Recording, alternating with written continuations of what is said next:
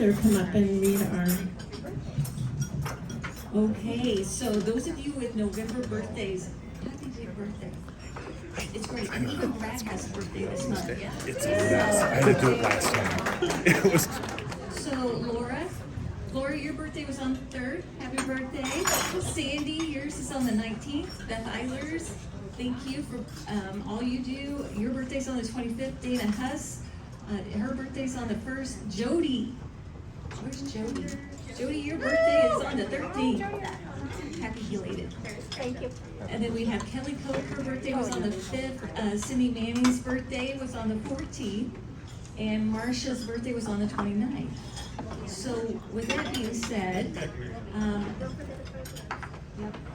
we do have some famous presidents that had birthdays in November. James Polk, his birthday, as well as Warren Harding and Joe Biden's birthday were all on the 2nd. James Garfield's birthday was yesterday, the 19th.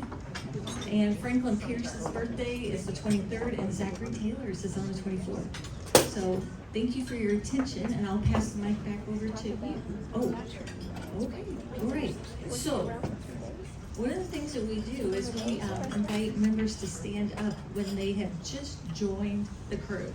So has anybody in the room paid their first membership between October and November? Anybody? Okay, I'm not seeing anybody, Denise. So anyway, if you renew today, good for you. Don't forget, we've got a lot of things planned for next year. Oh, we do have 2 ladies. Thank you for being new to the crew.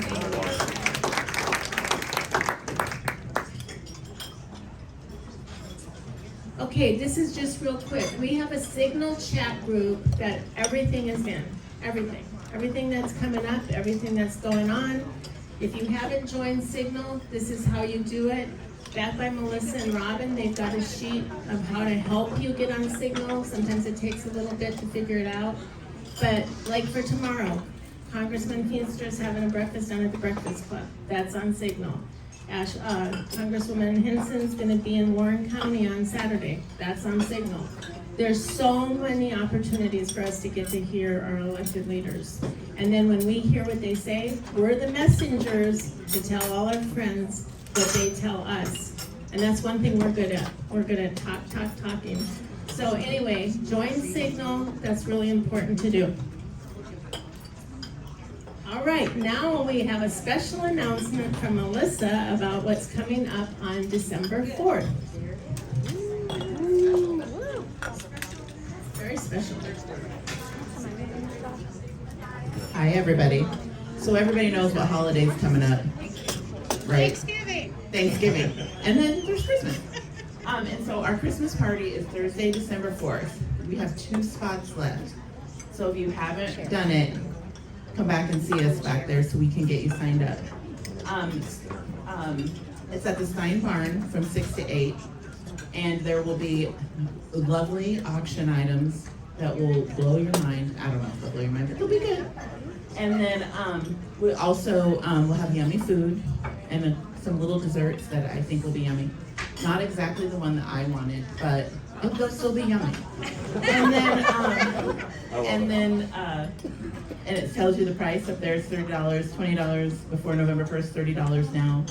And I think that's it, but just 2 spots left. So Just 2? 2. So we're good. Good job. All right, and now Mary Liz in here, we have another special announcement. Everything's a special announcement. This one is awesome. Thank you, Denise. I'm here to discuss wreaths across America. Last year, the crew donated some funds for wreaths, which is very much appreciated. So if anyone is inclined to do so this year, specifics are, the event takes place across the country on Saturday, December 13th. Here is your I left well done. some information on the table, but really, if you just Google wreaths across America, it will tell you where you can either donate wreaths or sign up to volunteer. And locally, we have the Iowa Veterans Cemetery. They actually have done a great job. They have 92% of the wreaths that they had set as a goal already purchased. They only need 52 more. The other one that is local is Woodland Cemetery in Des Moines, which is the historic cemetery just off M.L. King. And at this point, they are only at 47% of their goal. So they're looking to fund 686 wreaths. So if you are inclined, I would just say a personal note, because I have actually volunteered at Woodland multiple years, they need help. And then the Iowa State Capitol is doing an observation of it. It is just a ceremony. And to give you the times again, everything is Saturday, December 13th. I know some people will be door knocking, but you might want to take an hour out to show up. The one at the Veterans Cemetery is at 11 a.m. and then they will do the wreaths immediately following. The one at Woodland is at 11:45 a.m.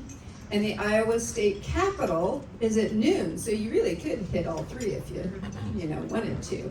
But it's a really great organization, and it's designed to honor the veterans, to teach about the veterans, and to show them respect. The whole mission of the organization is centered around bringing young people into the history as to why we're even doing it. So thank you very much. Hope to see you there.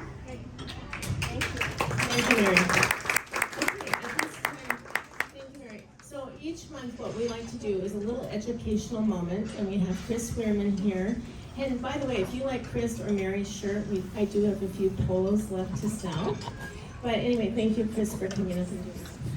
Yes, thanks, Denise. Gosh, what a busy organization, right? And our main purpose is to elect Republicans. We are here to learn how to do that process, how to knock doors, how to make phone calls, how to get our Republicans elected at all levels of government. So I serve as your legislative chairman. I want to talk tonight a little bit about finding your precinct, which we need to have for lots of reasons. And I'll point out to you right now, I am from right up here, Ankeny 17, very northern part of Polk County.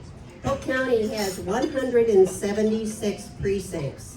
Dallas County has 46. So again, we are a force here in central Iowa as the two counties.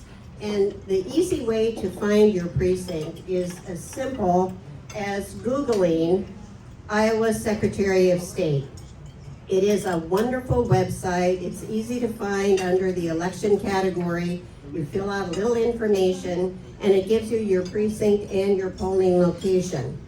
The other thing that is really very helpful to have is your House of Representatives district here in Des Moines, as well as your Senate district.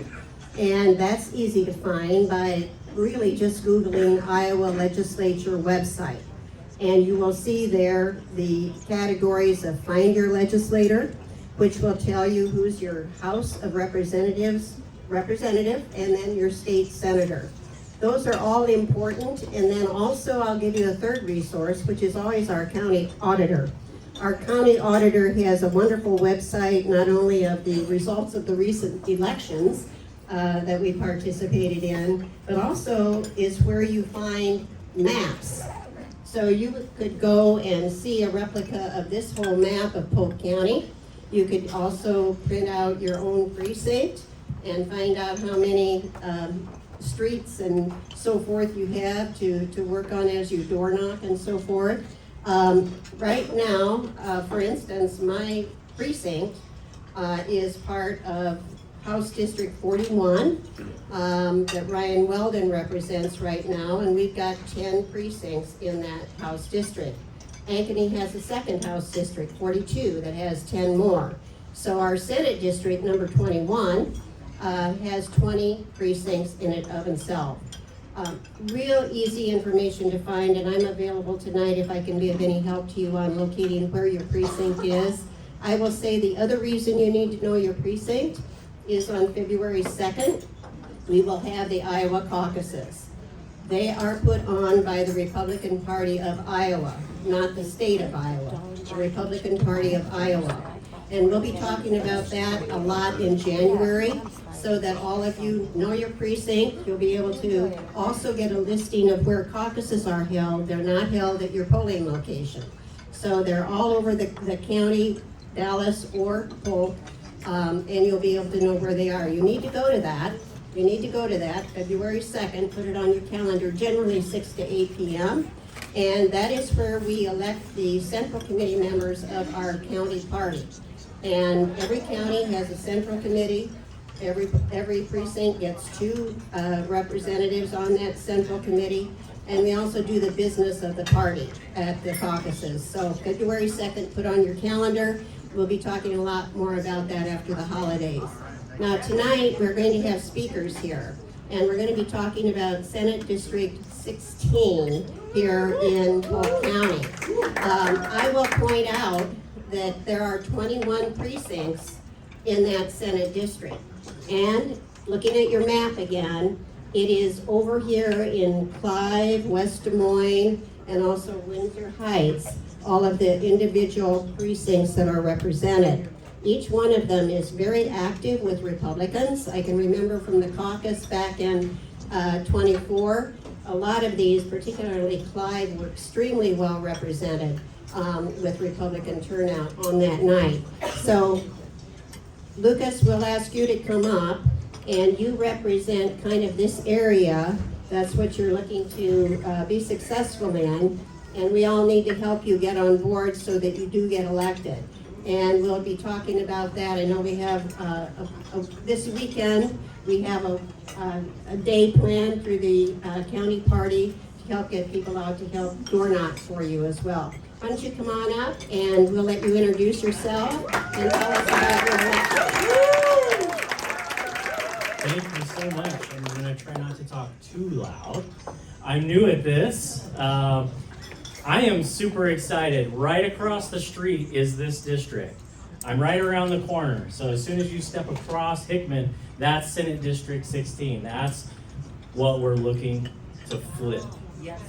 And we're going to do it. If you guys have this excitement, if you sign up, Maggie, wave your hand. That's my wife over there. She's got sign-up sheets to get out, volunteer, help us door knock, donate to the campaign. We want the biggest, baddest signs on every street that we can get them on. And I'm excited. I'm humbled at just the response that door knocking has provided. There's a lot of people that don't even know that this election is taking place. So I need your help to tell everybody that this election is happening, okay? My wife and I have called Clive our home since 2014, 2015. We are Iowa transplants. Don't hold that against us. We grew up in rural western Kansas. It's windy there, and there's nothing there. The only trees that are there are planted by birds, okay? My father was an electrician. I was a gopher for my father. I went and got him his tools. I pulled wire for him.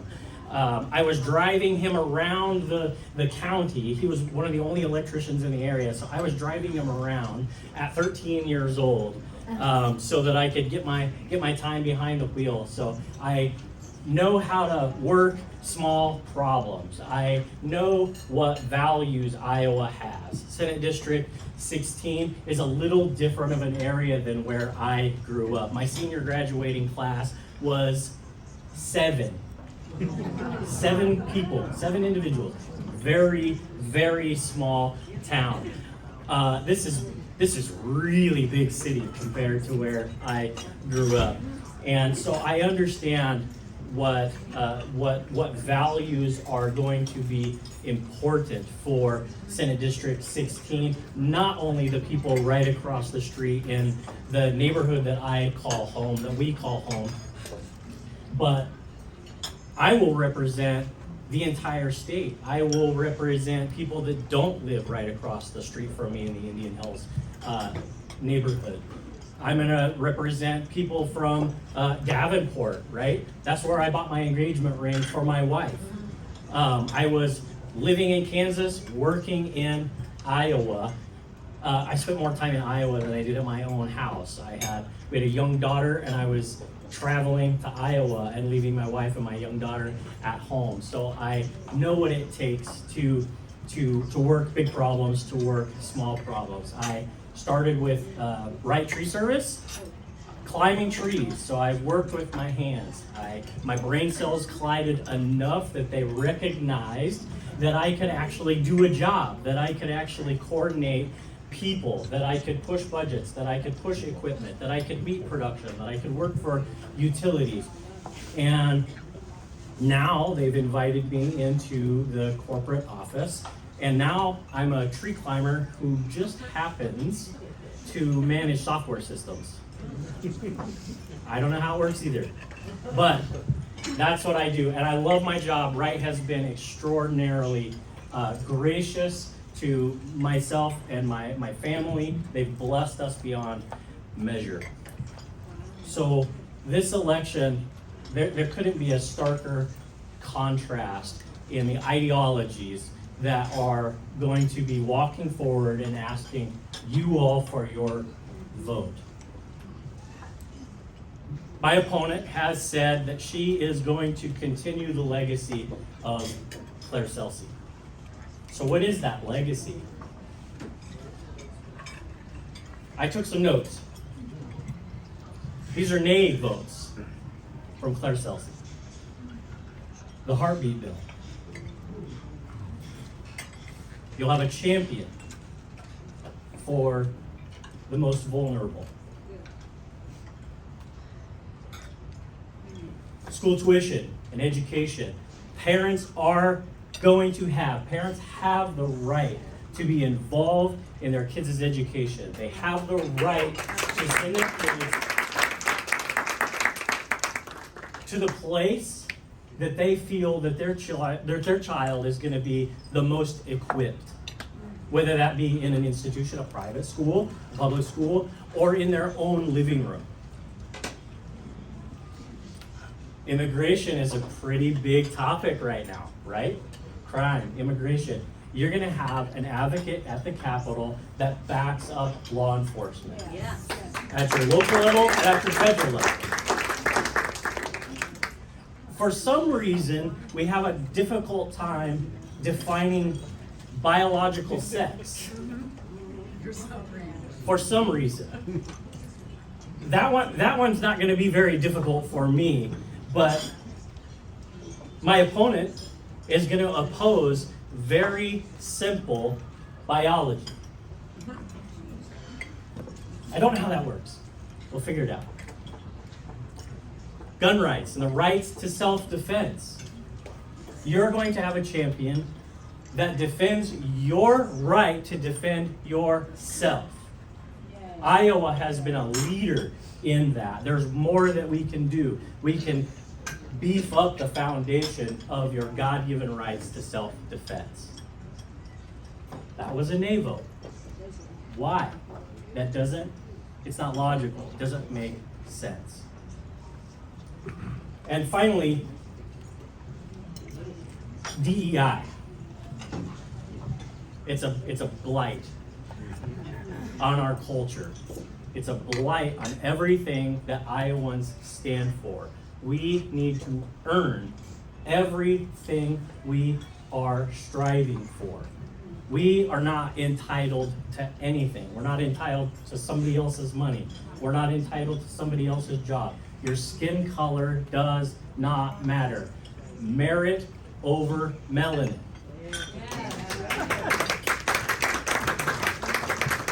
So those are just a few. I don't have a whole bunch of time.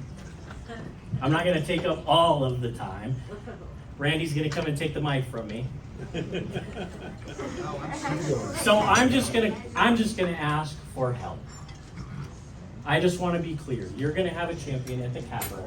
When we flip this seat that brings your values to the Capitol, I think this room, your values probably very closely aligned with my values.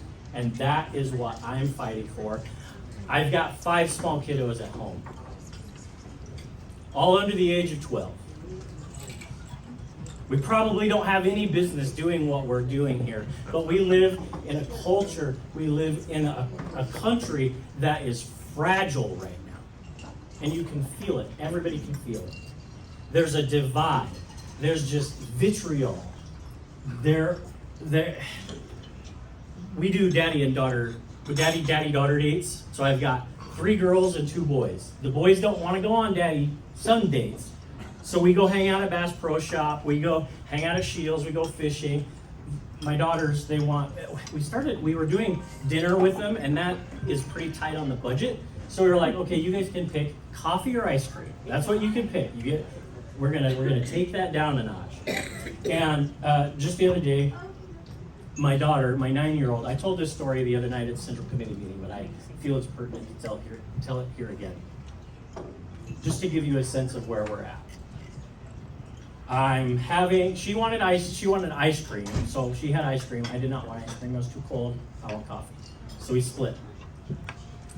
And we had a meeting, Maggie and I had a meeting with our kiddos before we actually committed to this, to say, we are considering doing this. How do you feel about this? And they're all under 12, so that you can imagine what they say. They have no idea what's going on. But I was with my daughter, Riley, she's 9 years old. And I asked her, how you feeling? How do you feel about our name being there's my face on a silly card, right? How do you feel about that? And she goes, Dad, I'm scared. A 9-year-old. And I said, why are you scared? She says, I don't want what happened to Charlie Kirk to happen to you. And it choked me up. And I said, you don't have to worry about that. We're gonna be okay. That's an isolated situation.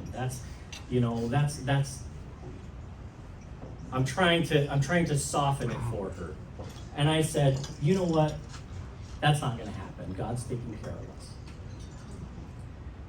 And I said, and I don't want to lie to her. She's very mature for her age. I said, where would I go if it did though? She said, you'd go to heaven.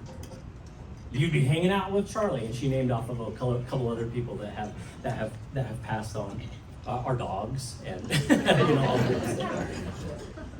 But she understands where we're at in this fight, where we're at in this world. And what my wife Maggie and I are trying to do is be living, breathing examples of what it means to stand up and do the right thing in a time that the odds are against us. We're the underdog in this Senate district race. I've got a mountain to climb. I think I was on the phone with Lori earlier. This is a Herculean effort that we are taking on. Because you guys are helping out. Fantastic. And I love it. I'm excited. And we wouldn't want to be doing it any other way. And so I'll close with this. We're excited. I hope I've conveyed to you that I'm excited about this race. No matter what, Jesus' name is being proclaimed, and that's fantastic. It's the most important thing. My silly face and my name are on these little cards that we're leaving on people's doorsteps, and that's been really awkward and fun to tell people, like, yes, this is actually me in the flesh. Here are the things that I believe. Do you have any concerns? And they share their concerns with me. A lot of what I had indicated with the nay votes earlier, they've conveyed. And so the same issues are coming up. But I need help. And I'm gonna ask you for help. We're going out door knocking on Saturday. If you've got a couple hours, come and grab a slice of breakfast pizza first thing in the morning, 9 o'clock. My wife's got sign-up sheets. Put your name down on there, scan our QR code, get signed up to come and volunteer. There's another QR code on there. We need those yard signs. We need those road signs so that we can get my name out there so that people know this election is happening. Randy has more time than I do. My election's next month, so if you're gonna write a check, write it to me first. You can wait. I don't know if it's appropriate to make that joke or not, but I was gonna go for it. I was gonna swing for the fences. My election's next month. We're in a time crunch here. But I appreciate this group, this enthusiasm of this group, and you guys have brought that to the door knocking. You brought that in your text messages to me, in your emails. What about this? Let's do this. Let's get to church. Let's do this parade. Let's do this thing. I am so humbled by this opportunity. I'm so excited about the prospect and the idea and the reality that's going to come when we flip this district.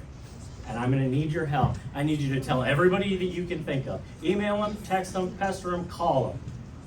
Lucas Lofton, Senate District 16, December 30th. Get out and vote. Weather could be bad. You better be traveling for your holidays. Get your absentee ballot in. Whatever it takes to get this thing done. Thank you very much.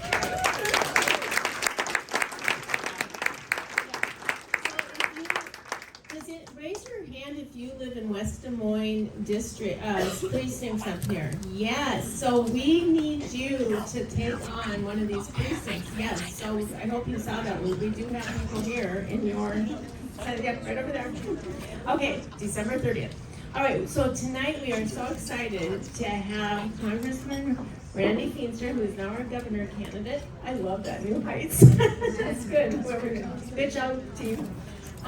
Here to do a fireside chat with Terry Steinke. So we're gonna let you guys come on up here and join us, and we're gonna have our little, we don't have a fire, sorry. You guys are gonna have to pretend. Wow, wow, wow. This jam-packed room. Oh my goodness. That's incredible, isn't it? Oh, man.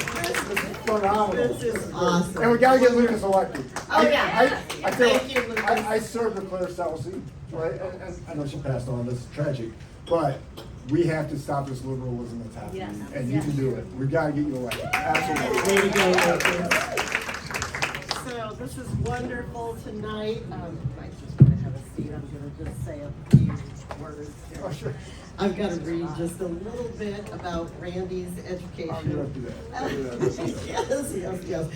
And then we'll be on with our fireside chat-ish type thing. So I'm pleased tonight to introduce my friend, Randy Feenstra, Congressman, actually, and that'll be the only time I call him. Randy. So Randy, okay. So Randy represents the 4th Congressional District and has a background in business and local and state government.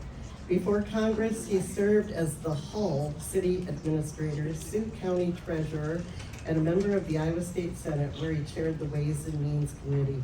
He's a graduate of Western Christian High School and earned a BA from Dordt University, an MBA from Iowa State University, and a PhD from North Central University.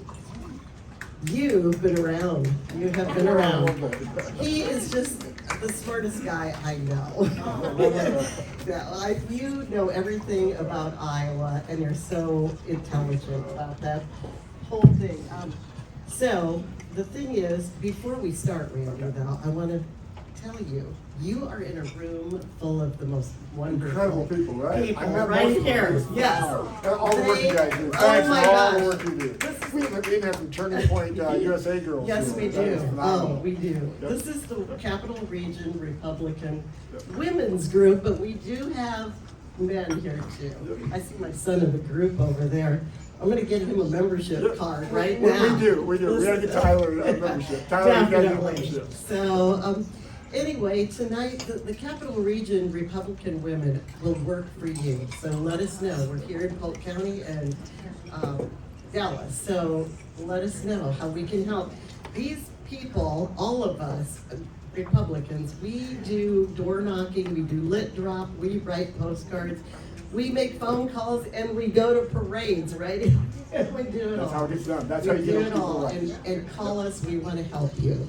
So, anyway, on with that, and we used to have a member, we still have a member, she works with Melania Trump now, but she calls us, this is how she describes us: smart, folksy, homespun, and gets the job Let's done. go. That's So right. we are That's gonna good. get it That's done. good.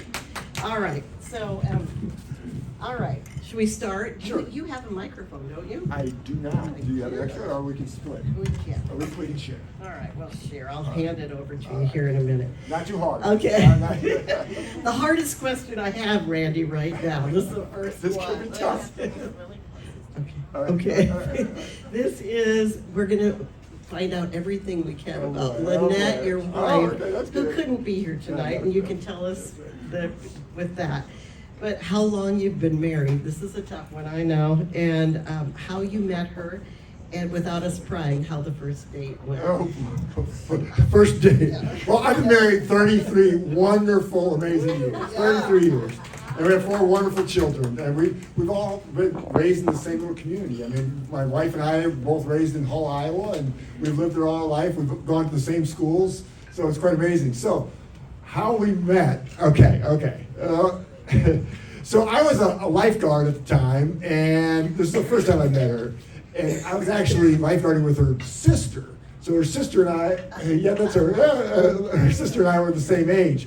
And this girl comes up to me and says, Randy, I can't see. And what happened, she was opening her eyes underwater, and her eyes were full of chlorine, and she goes, what do I do? And she was crying, and I was helping her. I got her sister, and that's the first time I met her. So 4 years later, she was working at the Hull Pizza Ranch, and I started working at the Hull Pizza Ranch, and we got to know each other.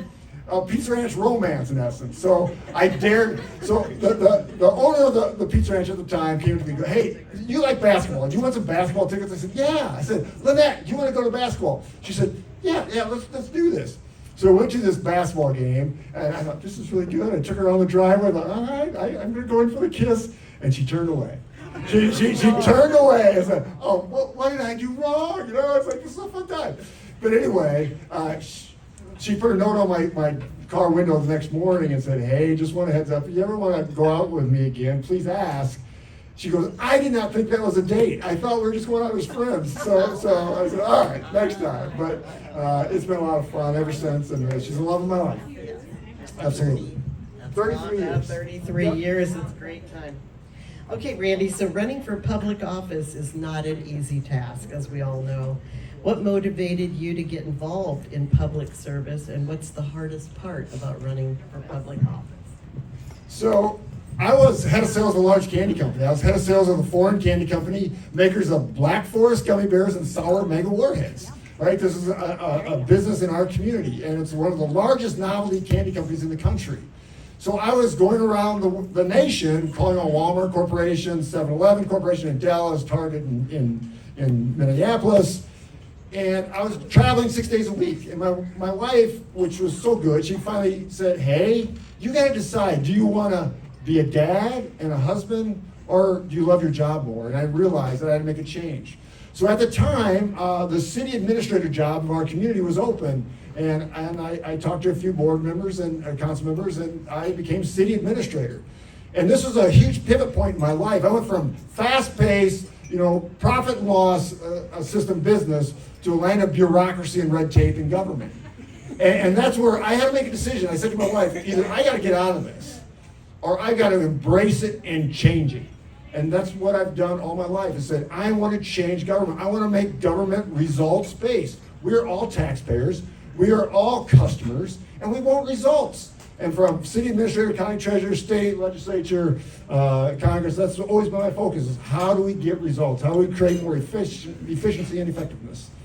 You've done that for us. And the tough one, the tough part about running or being, so especially, so I have 39 counties that I represent in Congress, so it's a lot of work. But now running for governor, right? I mean, it's just hard to get to all places. And I hear so often, well, I don't see Randy. I'm, Council Bluffs, Keokuk, you name it. I mean, it's just hard to get everywhere and to meet everyone. But it's so fun. Fourth generation Iowa, so fun to do. Yeah. Thank you.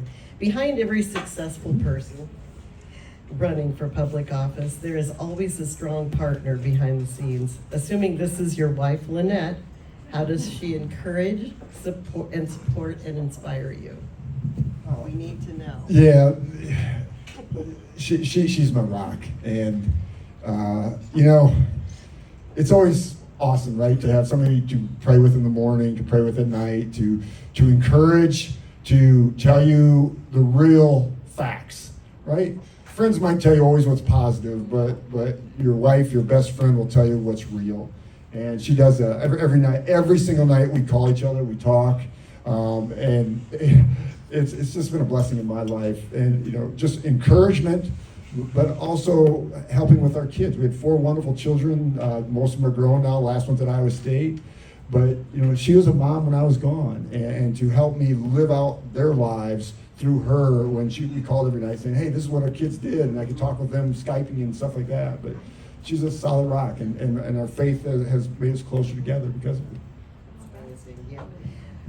Are the decisions you make in your everyday life and your political life in Washington, D.C. grounded in your faith and guided by a higher power?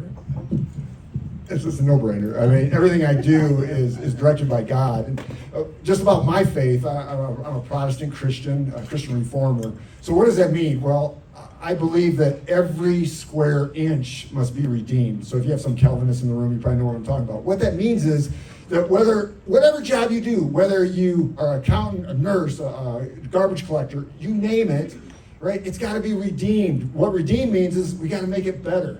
Right, so that means you work with all your might, you do whatever you can to make it better. And that's where our calling comes from. And for me, you know, I was created to further his kingdom. And that's why I'm on earth, solely why I'm on earth.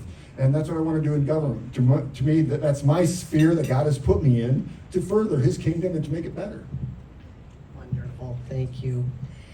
All right, it's exactly a week before Thanksgiving. Will you be home for Thanksgiving? And if so, who will be making the Thanksgiving dinner? And what are you most thankful for? First of all, the Thanksgiving dinner. I just had the turkey show up. My wife called. I talked to her before this. The turkey. So a friend sent us a turkey. So it's pretty special. We got a nice turkey, big turkey. So we will be making that here very shortly. Get your turkey started ready. This takes 24 to 48 hours to get this all done. But we got our family coming. So this Saturday or this Sunday, we will have our big Thanksgiving. And then this is sort of interesting. On Thanksgiving Day, obviously we go to church in the morning, and then in the afternoon we go to Sioux City, Iowa, and we always go to a buffet. My family's, like I said, we always meet usually the Sunday before. But it's always so much fun to have our kids, and my wife doesn't have to cook. We can all focus on our families. But you know, what are you thankful for? Obviously, my faith is paramount, and my family and my kids. I'm so blessed. I mean, and I'm so blessed to live in this country. I see, you know, you guys hear it on TV. I see it firsthand sometimes. I've been around the world. And every time I get back, it's like, I love this country. I love this state, what we have. And sometimes we get grumpy, but man, we got to be so grateful that we live in America. I mean, we really do. Okay, sticking with food, we all work at the Iowa State Fair. We go there and work in the booth. And we love it, the Republican booth. And we want to know what your favorite food at the fair is.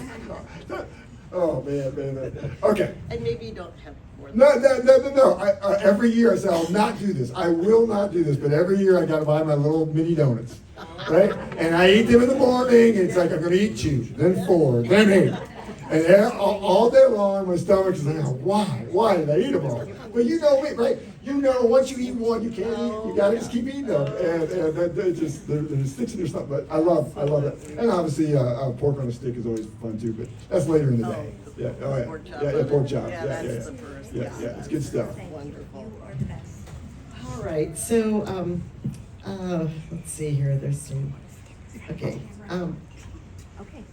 Do you want to tell us a little bit about your mom and dad, your family? Okay, all right. So I'm 4th generation Iowan, and you know, my parents. Actually, my dad grew up in South Dakota. My mom grew up in Northwest Iowa, right where I'm from, and they're both teachers. So I grew up in a house. My mom taught English and Title I. Taught Title I for I think 23 years in the public school. And my dad taught, I think it was close to 38 years in the private school. And he taught history and Bible at Western Christian. And I grew up in this family, very disciplined. I mean, my mom, man, if I spoke one word wrong, I mean, she'd correct me. English was, but here's the great thing. So because they were teachers, we got to travel every summer. And my dad loved history, so we'd go east all the time. And he loved Civil War battlefields. So I think I've got to see every Civil War battlefield. Oh yes, it was just fun. Back when I was 9 and 8, I didn't like it so much. But now I just remember all those times and seeing all the things that how our country was started. And so they were collectors of antiques. And a little story, my dad, I hated going to antique shops, hated it. So he said, all right, we got to get you a hobby, and hope you don't take offense to this, but he made me a beer can collection. The only reason he did that was every antique store had beer cans. So I could pick out 1 or 2 beer cans at 50 cents or 25 cents each, and I'd collect them. So I have like, I don't know, 3,000 beer cans, and it's crazy. But you know, just a unique thing how your parents, you know, and funny, my dad, so once in a while we'd go to a convenience store and I'd say, Dad, I don't have that can, I don't have that can. And he'd buy them, but he'd put markers on my walls of where the full ones were. So I'd never, so he was very strict. Can you tell us a little bit about when you were in the legislature here in Iowa and how it is in Washington too, DC? Being in the legislature, you can get things done. Well, first of all, I was 8 years in the minority. I mean, I served under Vilsack and Culver, and you don't realize it until you get into the majority. I mean, you think about what happened 2008, 9, 10, 11, 12. We were in the minority as Republicans. They had the trifecta. And you think back what happened. We were at like $600 million in the hole. They did a 10% across the board cut. It was disastrous. And we can't never go back to that. We got to always think back to history, what has happened. But so I served on that. And then as we came out of that, right, all of a sudden Branstad won. And then obviously our current governor, Reynolds, took over. But we had to make some changes. And the first thing we did, I was the chair of Ways and Means, the first thing we did is we had to cut taxes. You were paying 8.98% on your income tax. And now it's all the way down to 3.8. But I was the first one to put it in law how to continue to stair step it all the way down. So I'm so proud of chairing that and getting that done. But and then you can get done, I mean, heartbeat bill, we voted on that. I mean, all the great conservative win after win after win. And in Congress, it's so hard. Now, I will say, all right, serving with Trump, it's been awesome. It's just been phenomenal. One little story, I was on Air Force One just before he signed the Big Beautiful Bill. So I helped write the Big Beautiful Bill. There was like 16 of us that went to the Library of Congress every day and would write it. And he would always have a list of, hey, this is what I want. Promises made, promises delivered. All right, we got to make sure, and we did. And I can tell you stories, but anyway, we were on Air Force One. He puts my arm around. He goes, "Randy, you're a fiscal conservative. I know you. I know you're a hawk because you always talk to percent all the time." He goes, "Hey, do you realize in June was the first month in 16 years that we actually took in more money than we spent. Took in more money." He was so proud of that. And I said, yeah, we got to continue that and move on now, next. A lot of it was because of tariffs, $40 billion worth of tariffs. But I say, we passed that big bill. There's so much in there. We shut down that border. And again, Trump was so proud of that. No more drugs coming through. Now, well, they're coming through on our boats, but we're shooting them out of the water, right? But what we did to firm up taxes, to domestic energy again, all this great stuff. And I'm so proud to serve with him. So there are things that we can get done. But you saw, things that happened this week. It's like, you need to shake your head and go, really? Come on. We're better than this. So. Well, we're happy about the shutdowns done. Okay, last but not least, we have had fun tonight, and I think we've learned a lot about you in this little fireside chat. As governor, what will be your vision for Iowa? Terry, thanks for that question. And again, thank you all for being here. All right, first of all, and I hope this resonates with each one of you. I mean, our faith is our lead, right? I mean, that's got to be our vision, our focus.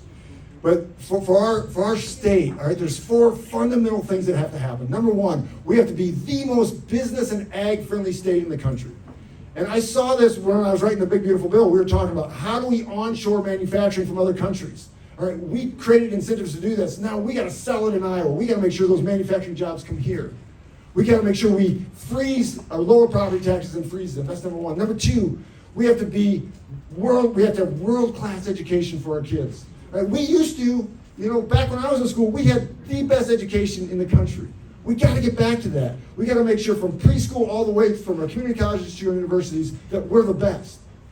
We have to, and there's a way to do it. Getting rid of DEI, teaching math and math and reading, teaching the fundamentals like my parents did. Right? Number three, we have to keep our kids here.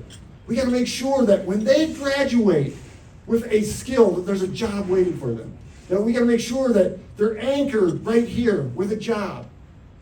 And then finally, right, this is a passion. I was an EMT for 15 years, a volunteer EMT in our small town. Healthcare is so important. Right? We've been fighting with us in Ways and Weeds right now. Obamacare does not work. It doesn't. Right? Premiums have doubled since we've done this. We have got to change healthcare. We've got to lower premiums. We got to make sure that we have accessible healthcare. Right? And when I say accessible, this is my big concern is there's a lot of places in rural Iowa that people are waiting 30 to 40 minutes for an ambulance. That's not right. There's places in rural Iowa that women are traveling 50 to 75 miles for maternity care because maternity units have closed all over our state. We got to change. So these four things are the vision of what we can get done. And working with the legislature, we'll get it done. Right? I look so forward, again, being the love of Iowa and be a fourth generation is personal to me. And that's why I want to come back and lead the state. Thanks, Terry. Thank you very much. I have some signs back there, Randy. Denise, do we have time for? Yeah, Chris has a question. Great. I have a question. Yes. You serve on the House Agriculture I do. Committee. And can you talk to us about how you're going to help Iowa's agriculture industry and what your vision on it is of all that it contains and the value? I tell you what, ag is a backbone to our state. It literally is a backbone to our state. And we, working with President Trump, we've been working on this over the last 4 months of opening new markets. How you get more, your commodity prices to increase, you got to have more markets. You literally got to have more markets. So we opened, Bangladesh was a new one.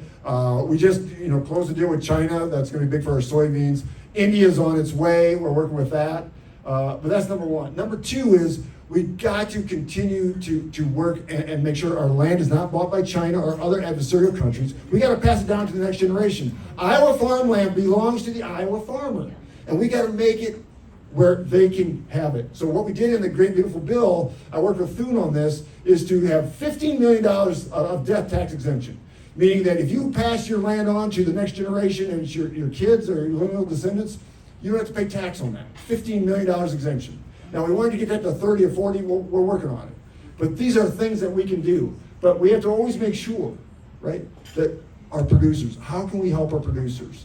And to me, it's growing our markets, growing our domestic energy. All these things go together. And when they're successful, our schools are successful, our hospitals are successful, our main streets are successful. I see this right in my small town, right? I feel it when farming is not successful right now, right? Everybody's hurting, and that's gotta change. Great question. Yeah, Hi. what's your So- name? Jordan. My name's Jordan. Jordan, hi. Hi. So high school and college students, patriotic ones, are fighting for the rights for free speech in the schools. So I know we've had legislation and stuff in the past that supported free speech, but what would your plan be if you were to become governor to support these students and their efforts for a more inclusive environment? I hate to use the word inclusive, but like for patriotic students that just want their free speech recognized. Well, fantastic question, right? And it's the First Amendment. We have freedom of speech, right? But high schools and colleges aren't allowing that. Now, we're changing that quite a bit under Trump. But you think about what Charlie Kirk did, right? It's not uncivil to say that a man can't become a woman, right? It's not uncivil, that's a fact, right? It's not dangerous rhetoric to say that all life matters. Right? It's not. It's a fact. All lives matter. They have a purpose. Every child has a purpose and a reason to live. They do. Right? And again, it's not uncivil to say that we have to shut down our border and make sure that we enforce laws. Right? These are facts. And these are things that we have to make sure that we can espouse to in high school and college and that we can promote. Right? This is what we believe in. Right? And we can say we can have the 10 Commandments in school, all this stuff. I firmly agree with it. But we have to allow our kids to be taught what they want in school. Right? We can do this. We can absolutely do this. It's freedom of speech. Like I said, my mom taught in the public school, my dad taught in the private school. I get both. Every parent should have the ability to decide what they want their child to learn. And even through the public school system, we can do a lot of great things for the freedom of speech. Thank you. Yeah. I'm Sebastian. I'm a big proponent of the death penalty. I know that the state of Iowa doesn't have the death penalty. What do you see? Do you see that we potentially have the potential as a state to eventually have the death penalty to deter crime and do you think that we can learn from other states that have the death penalty laws, but there's constant appeals and people's hearts are just driven to do evil because there's not the death penalty consequence in our state and in other states that don't have them? Yeah, death penalty is the biggest question. Does it deter the crime? And I've been on record on the death penalty on where I think if somebody takes a child and does the ultimate thing, right, they should be sentenced to death. Now, I'm also a person that values all life, meaning that from pro-life, I'm pro-life. Every child is important. God created every one of them, right? Where does it end? So if you value life, where's the redemption? Is it God's plan to redeem, or is it our plan to do justice and to take someone's life? So we have to be very careful. I think in certain circumstances, the death penalty is appropriate. But we have to talk civilly about what that looks like, if you understand what I'm saying. I mean, if somebody takes a child and does the ultimate bad thing and kills that child, to me, that's it, right? To me, I think justice has to be served. One more question? Yep. Sure, back there. Betsy? Betsy. Yeah, Betsy. Question.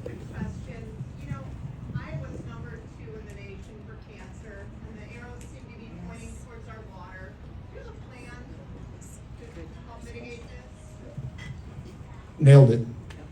Here's the deal. We are the worst in cancer rates right now, and there's two sides to this. First of all, we've got to do everything to prevent cancer from happening, whether that be conservation practices. We got to have more conservation practices, no-till, cover crops, buffer strips, making sure our nitrates are down in our water. This is so important. But we also have to make sure, and I think that when you renew your driver's license, there should be a question asked. Have you got your mammogram, or have you got your colonoscopy? I mean, we've got to continue to encourage and make it free. It's free, man. Just do it. Because if you catch it early, all right, your rate of your rate of living goes up dramatically. So there's got to be a lot of learning that has to happen too. But it starts with stopping it. It's stopping it and figuring out ways that we prevent cancer from happening, whether it be chemicals, water, you name it. I know there's a study going on right now. We've got to have facts bear out and say, all right, this is what happens, this is what we got to do about it. Yes, so important. Denise, do you have another question? No, that's great. Okay. Well, I just want to say thank you so much for all you do. All right, thank you. Blessings to each one of you. Thanks for having me here, both of you. Thank you so much. Yeah, Republican always. Yes, thank you. Thank you so much. That was so good. So now we know a little bit more about the Feenstra family. And for your vision for Iowa too. Thank you for sharing that. All right. So this is the time of this meeting. We're going to have a business meeting. We never have business meetings at the crew, if you've ever noticed. So if anybody wants to leave, they may leave. But you can stay. It's our business meeting. Okay, so I'm going to bring this meeting to order as the president. We only have 3 items on our agenda tonight. So we have 3 items, and what they are is we're going to do the revision of our bylaws. Our bylaws have not been revised since 2019. So if Gloria's watching down from heaven, I'm hoping, I'm thinking about this. Gloria Mazza was our former president. Very well, yes. And I had to fill her shoes 4 years ago, Randy, so you know. Anyway, okay. So anyway, and then we are also going to do a special resolution, adopt a resolution, and then we're going to elect our new slate of officers. So that is what our business meeting is tonight. So let me get my PowerPoint up here. Okay, so you should have gotten an email about a month ago from Kelly. Our bylaws committee was Mary Jean Passion and Mary Knieven. Thank you so much for coming. Thank you. Thanks. Thank you. All right. I can't believe you don't want to stay for this part of the meeting. Okay, it's okay. All right. Anyway, one other thing that you're really good on too, Congressman Feenstra, was Israel. Whenever I had to lobby you on Israel, thank you for that. Okay, sorry. Back to the meeting. Okay, I call the meeting to order. Okay. So, our bylaws, when Mary Jean Passion and Mary Knieven went through the bylaws, these are the revisions they came up with. Basically, we could do this in a chunk, but I'm just gonna kind of put them up there. How many of you got the email? Okay, good. So you've had a chance to review them.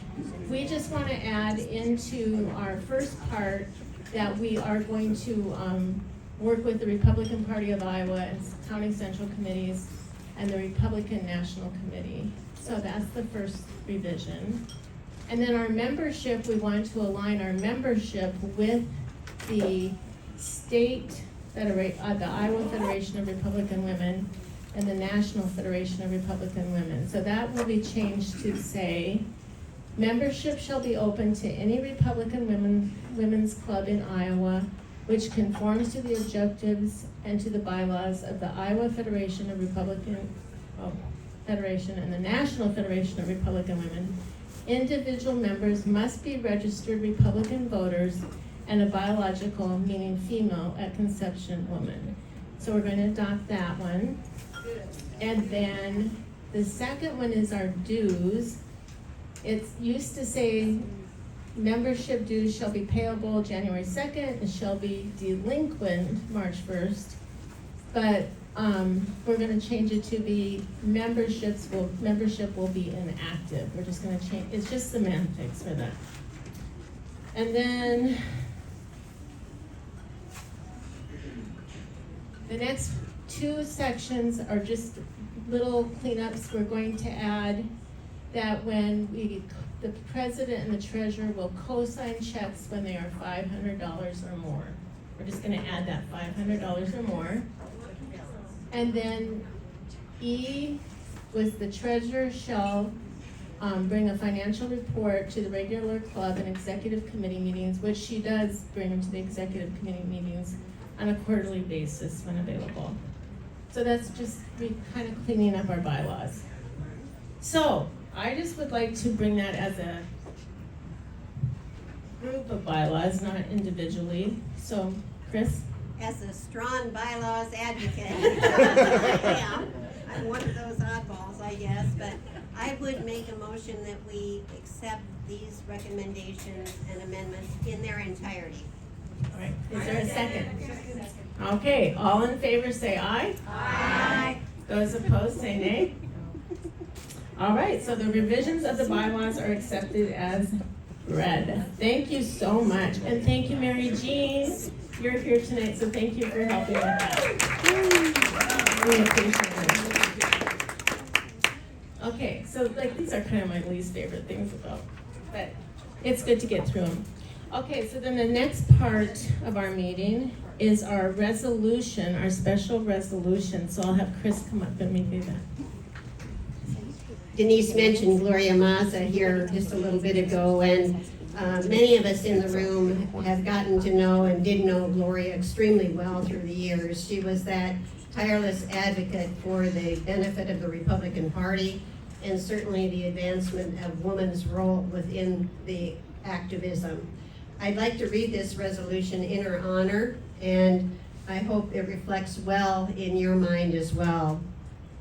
Whereas Gloria dedicated herself to public service and leadership, including her presidency of the Iowa Federation of Republican Women, her presidency of the Capital Region Republican Women, during which her term we received that name, and most recently her 4 years as chair of the Polk County Central Committee of the party.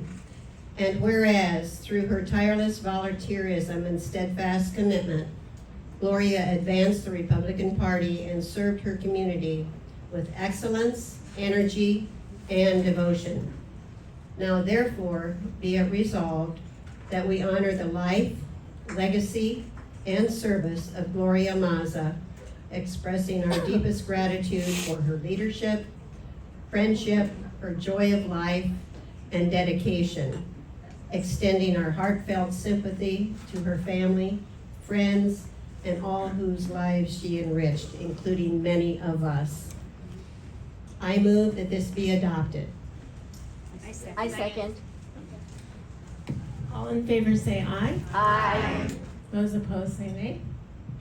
All right, this resolution will be adopted, and we will celebrate Gloria even more at the Christmas party. Thank you for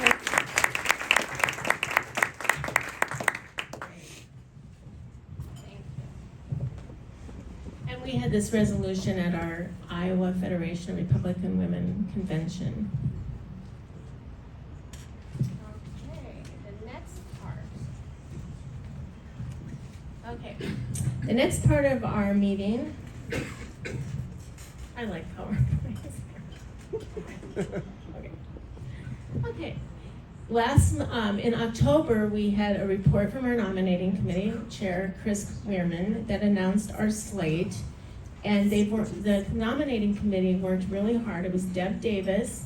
Oh, Deb, all of you guys are here tonight. Deb Davis, raise your hand. And Carol Olson and Chris Weirman, they were our nominating committee. And they really worked hard to speak to each one, kind of go through the duties of each office. And so our slate was announced, and it was Kelly Robinson for president, Laura Dornhoff for first vice president, and Melissa Speed for second vice president, and Dee Neerum for secretary, and Robin Starr for treasurer. So Kelly Robinson has been nominated for the office of president of the Capital Region Republican Women. Are there any other further nominations? If not, nominations are closed, and we will now vote with a voice vote for Kelly Robinson to be elected for president. All in favor say aye. Aye. All opposed say nay. Thank you. I declare Kelly Robinson to be elected president of the Capital Region elected Republican Women. Congratulations, Kelly. Good. That's great. Thank you. Okay, Laura Dornhoff has been nominated for the office of first vice president of the Capital Region Republican Women. Are there any other further nominations? If not, nominations are closed. We will now vote with a voice vote for all in favor for Laura Dornhoff to be elected first vice president. All in favor say aye. Aye. All opposed say nay.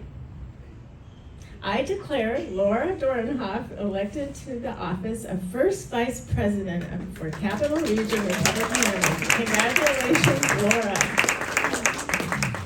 Thank you.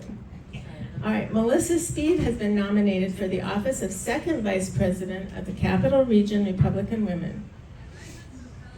Are there any further nominations?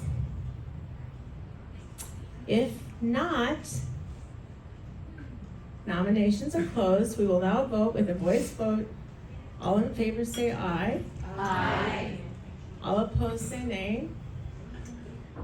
All right, I declare Melissa Speed elected to the office of second vice president of the Capital Region Republican Women.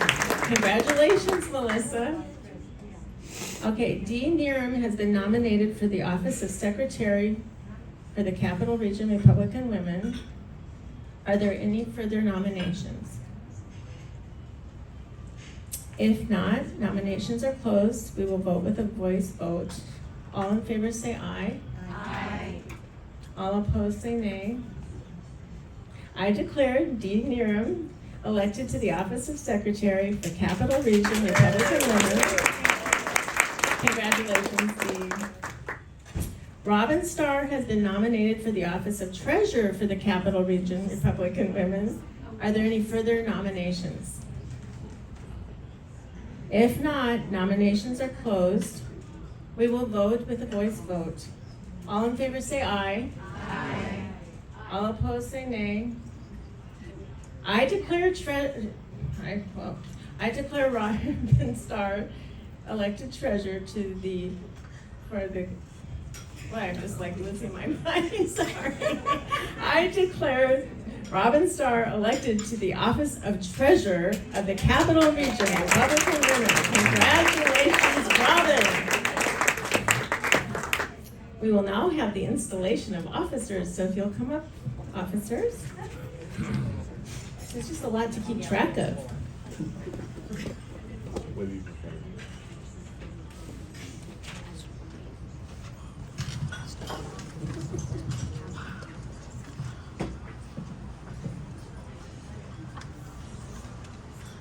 Just smile at everybody.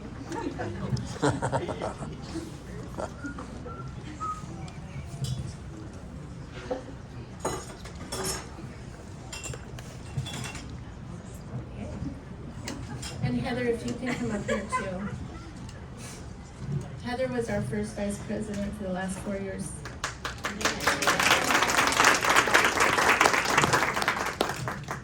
Thank you. You are the newly elected officers of the Capital Region Republican Women, and you're about to enter upon your respective duties. In accepting these posts, you are assuming a leadership role among Republicans. And therefore, you are setting an example, one that requires the best energy, integrity, and devotion of which you are capable.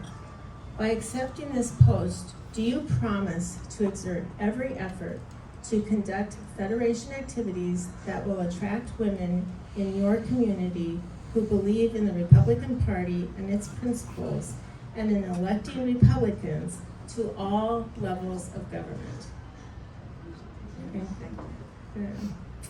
Do you solemnly swear that you will support and defend the Constitution of the United States of America, as well as the governing laws of the National Federation of Republican Women, that you will take this obligation freely, and that you will faithfully discharge the duties of the office of which you are about to enter? So help you God. To that end, I ask you to raise your right hand and repeat after me your oath of office. I solemnly swear to live up to the provisions of the governing laws of the National Federation of Republican Women and the bylaws of the Capital Region Republican Women. And to discharge all duties incumbent to my office to the best of my ability. The NFRW believes that responsibility of any organization is borne by the entire membership as well as the officers. I ask each of you and all of us to give your loyal support to these new officers. I ask you at this time to to attend the meetings, to pay your dues promptly like you guys always do, to serve when you're called upon, and to be peacemakers in your state, and to be those encouragers and those support that you guys always are. Ladies, I present to you your newly elected officers of the Capital Region Republican Women, that crew. Congratulations.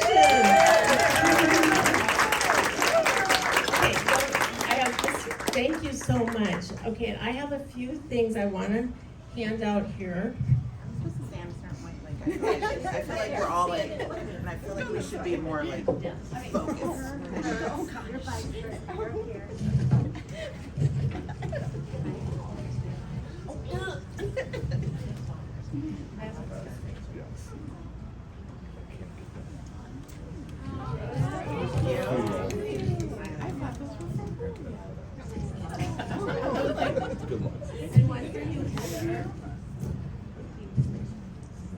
And then I wanted to acknowledge tonight that some of these gals are the new officers, but I wanted to give some certificates of appreciation to my, Heather, come on up here, to our other, our final, I can't even talk to you guys, to the officers that are leaving us, because Heather has done a great job with our membership and so many things, so let's thank Heather for all those things.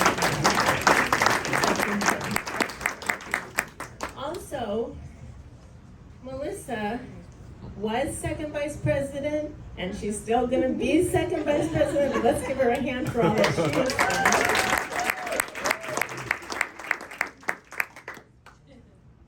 And we have Robin, who is willing to still be treasurer, so let's give, that is not an easy job. So thank you for all your hard work. We really appreciate all that you do. And Kelly was our secretary, and she was willing to move up to president. So let's give Kelly a hand. So it's just been an honor to just see these guys come forward to serve us. And so we just need to be willing to serve when they do call upon us. So thank you, everyone. And thanks for coming. And we'll see you at the party, the Christmas party.